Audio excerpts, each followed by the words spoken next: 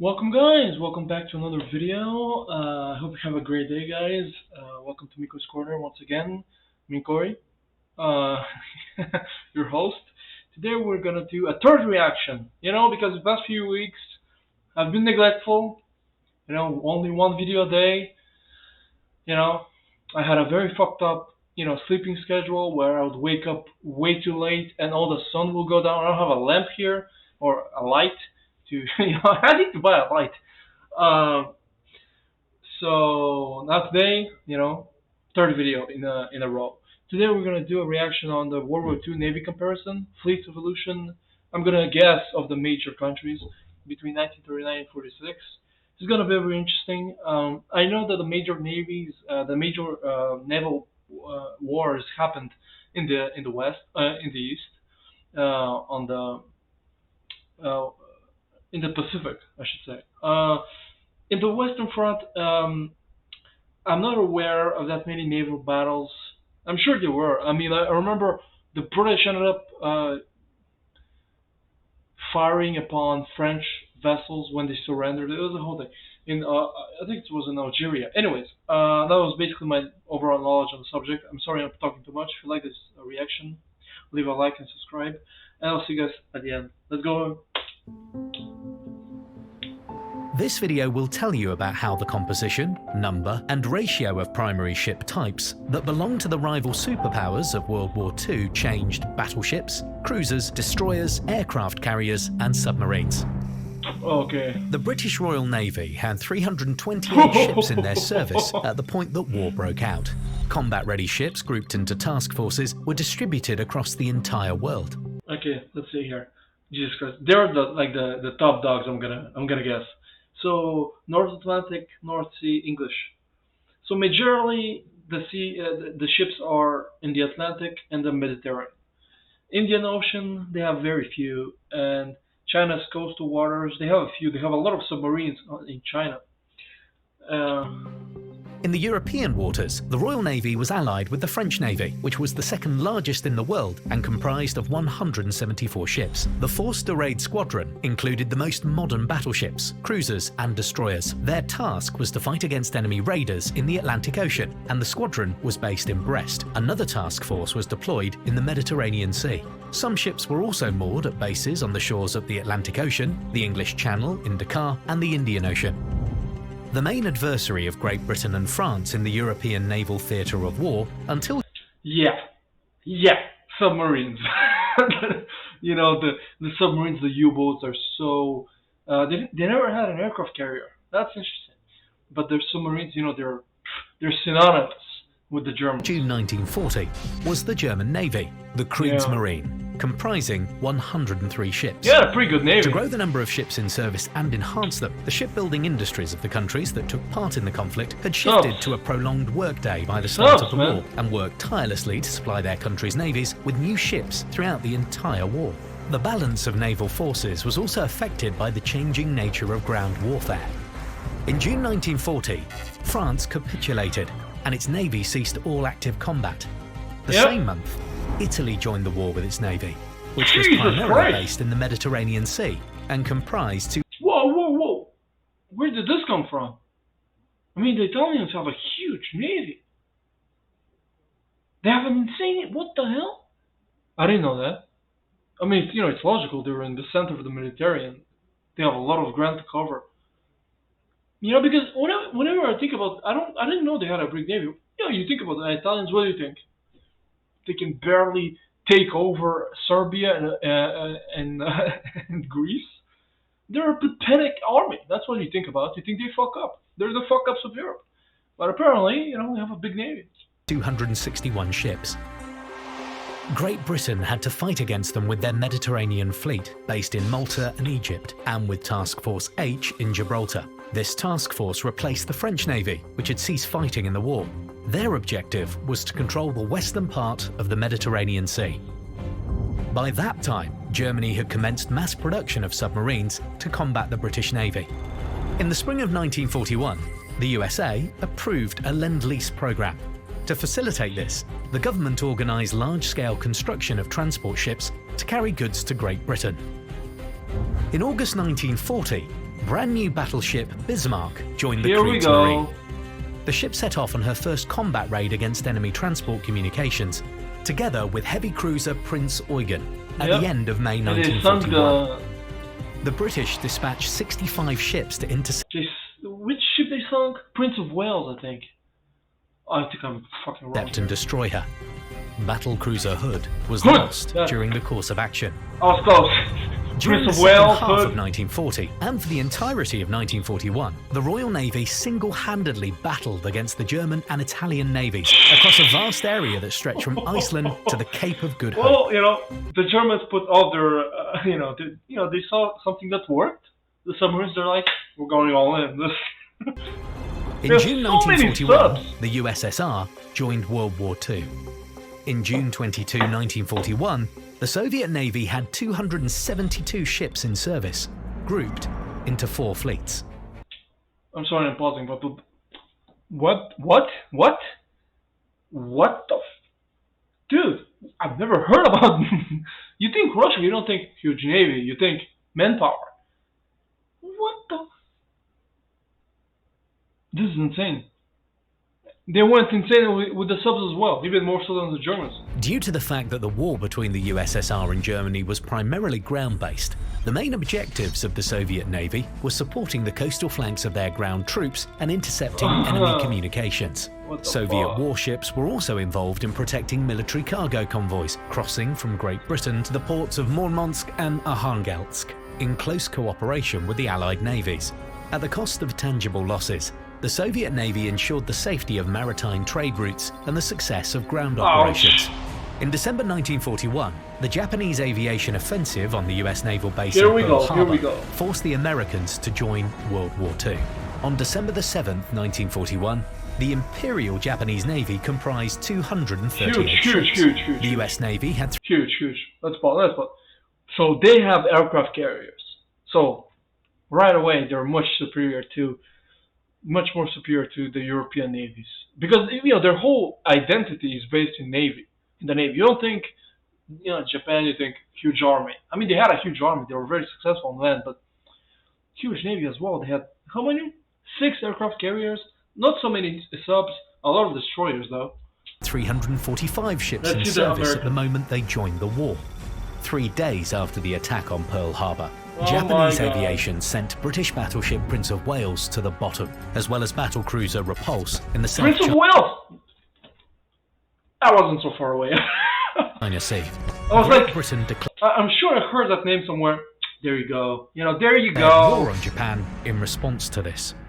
The commencement of warfare in the Pacific Ocean defined the importance of naval aviation. At first, Japan had more aircraft carriers than the USA, 6 versus 3. As soon as May 1942, the first battle involving aircraft carriers took place in the Coral Sea, during which the Japanese sank one of 2 US carriers involved in the battle. However, the losses of the Japanese in the Coral Sea, 1 destroyed aircraft carrier and 1 damaged, stopped them from attacking New Guinea and played a major role in the next battle near Midway Atoll. Midway! It was That a huge battle measure would defeat for determine the tide of the war in the Pacific Ocean. The combatants from the Japanese side were 4 aircraft carriers, 2 battleships, 2 heavy cruisers, 1 light cruiser, 12 destroyers, 248 deck aircraft, and 16 seaplanes. I'm not a marine connoisseur, but wouldn't submarines be really useful in a one-on-one type of battle? I get it, they're like assassins, they move quick, but why didn't they have submarines in their, to me it seems they'll be useful. Or are the radars, there are so many radars that are gonna detect them right away. The US forces comprised 3 aircraft carriers, 7 heavy cruisers, 1 light cruiser, 15 destroyers, 16 submarines, 233 deck aircraft, and 127 ground-based airplanes.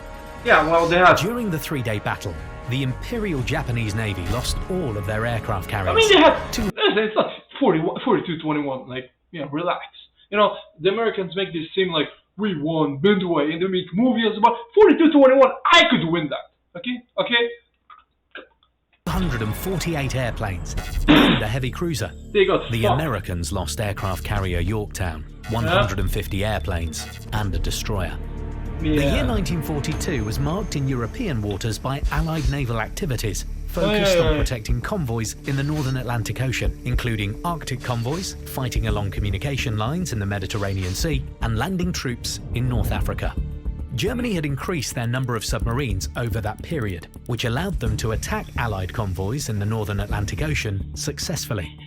In 1942, German submarines sank 1,000. Fucking Are you kidding me, bro? They were like, I was kidding, man. That when I said when you find something that works, you go all in. You don't go full all in. You go 80-20. They're like, dude, that's the only thing that works. 245 ships, while just 84 submarines were lost. In 1943, the war at sea changed in favour of the Allies in the Atlantic and Pacific Oceans, the main naval theatres of World War II. Several key factors facilitated that. Okay. First of all, the colossal industrial machine of the US was mobilised for military needs and reached its full capacity, which provided a massive scale of production. Second, mass implementation and usage of state-of-the-art military and technical equipment in the Navy, such as radar and sonar. Finally, the Allies, and the US in particular, achieved absolute supremacy in the air, thus confirming naval aviation to be the main naval strike force. Until 1943, German High Command was sure that they were destroying Allied ships faster than the Allies were constructing them.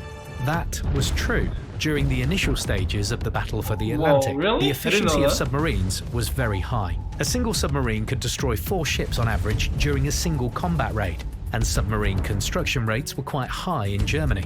Germany had 57 submarines by September 1st, 1939, and 1,099 more submarines of various types came into active service for the Kriegsmarine during the war. On average, a new submarine entered service every 2 days.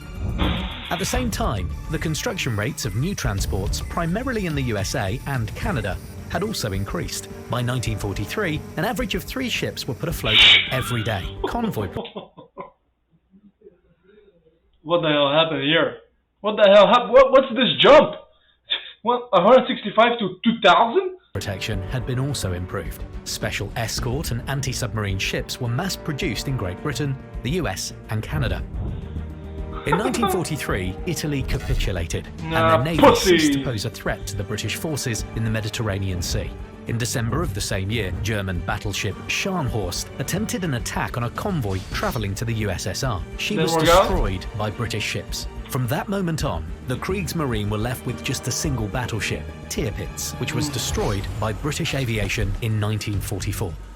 The Americans launched their offensive on the islands occupied by the Japanese in the Pacific Ocean. Their navy took an active part in the landing of troops and suppressing enemy coastal defenses with artillery fire. The Imperial Japanese Navy made numerous attempts to hamper the advance of the American troops, but they suffered significant losses in battles, both large and small. In June 1944, the Battle of the Philippines.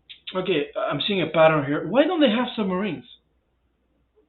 Was it dishonorable? Like all the battles they showed, they never had submarines, the Japanese. Philippine Sea took place. It resulted in the total destruction of almost all Japanese naval aviation. Yeah, I mean, in October of the same year, the Japanese Navy suffered a devastating defeat in the largest naval battle of World War II, Leyte Gulf. Okay. Okay, wait. Why don't we know about this?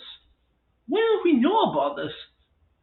194 versus 66 ships, and we never thought this. Leyte Gulf? And we know about Midway? The outcome of that dramatic battle, which lasted almost 4 days, was the destruction of all 4 Japanese aircraft carriers, 3 battleships, including Yamato's sister ship Musashi, 8 cruisers and 12 destroyers. The USA lost 3 carriers and 3 escort ships. In a desperate attempt to withstand the assault of the US Navy, the Japanese employed the kamikaze tactic for the first time. The final large-scale battle, if it can be called. Wait, what? They employed the kamikaze in 45? Didn't they kamikaze in 41 in Pearl Harbor? That, between the Japanese and the US navies, resulted in the sinking of Yamato in April of 1945. The battleship, escorted by a cruiser and 8 destroyers, was tasked with preventing the American forces from landing on Okinawa Island. The USA sent 11 aircraft carriers to destroy the battleship. 3 aviation groups, with a total number of 394 planes, participated in Yamato's destruction. By the spring of 1945, the German Navy had basically been destroyed. The majority of their primary surface ships had been sunk in battles, and the remaining, badly damaged ships were no longer useful in combat. On May 4th, 1945, the Kriegsmarine High Command gave the order for all of their submarines to cease combat. 156 submarines surrendered to the Allies. World War II ended on September 2nd, 1945, with the Japanese signing the act of capitulation on board US battleship Missouri. Japan had lost almost their entire navy by competing against the USA and Great Britain in terms of the number of ships in service prior to the war, and trying to surpass these countries in the quality of their ships. The same happened to Germany and Europe. The dream of becoming a worthy opponent of Britain by outdoing Italy and France turned out to be a complete disaster. The USA became the main naval superpower, while Great Britain preserved their second spot with a great lead over all other contestants. But there was no need to keep such huge navies after the war, so both naval superpowers placed their ships into reserve, sent them to be mothballed, or scrapped them for metal due to economic reasons. By contrast, with the first 2 naval superpowers, the naval forces of the USSR had played only a secondary role during the war, and their numbers hadn't changed a lot. The Soviet Union launched a large-scale program for creating a great navy after the conclusion of the war. Many of the ships that took part and had key roles in that was an insane video. Really, it makes me want to play the game World of Warships. I hope you like my reaction, guys. Now, my thoughts on the following. I don't know, man. I haven't really heard that much about naval warfare. I knew that the Germans were known about the U-boats, but Jesus, that's pretty insane. They had 1,300 ships, and the Americans. I mean, they started pumping them up out of nowhere. With their crazy productions. But yeah, that was an insane video. I hope you learned something. I learned a lot. That was a very, very fascinating video. So if you like my video, leave a like, subscribe, and leave a comment. I'll see you guys next time. See ya.